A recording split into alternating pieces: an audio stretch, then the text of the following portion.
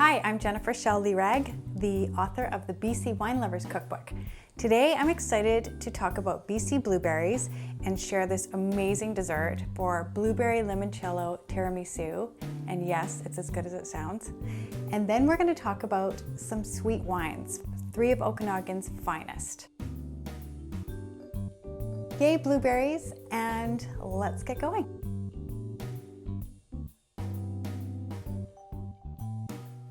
Did you know we've been growing blueberries in BC for over 80 years and actually make up for almost the entire country's blueberry production?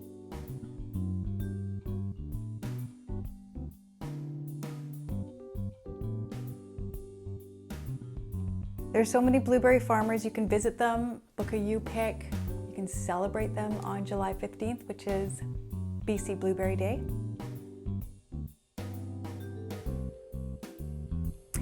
And as well as being delicious fresh, we all know frozen blueberries are amazing. I always have them in the freezer to make smoothies or sauces.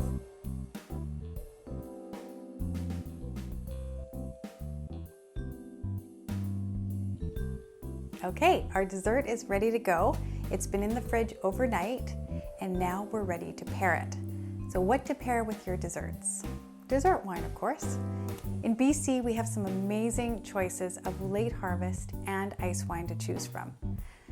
So first of all, I'm going to talk about the Icewine from Bench 1775. It is a beautiful winery on the Naramata Bench with an incredible view. Their Whistler ice wine this one in particular, is made with Viognier, which makes it quite unusual. It has amazing flavors of melon, tropical fruits, and apricot. Second one is Mission Hills Late Harvest Vidal.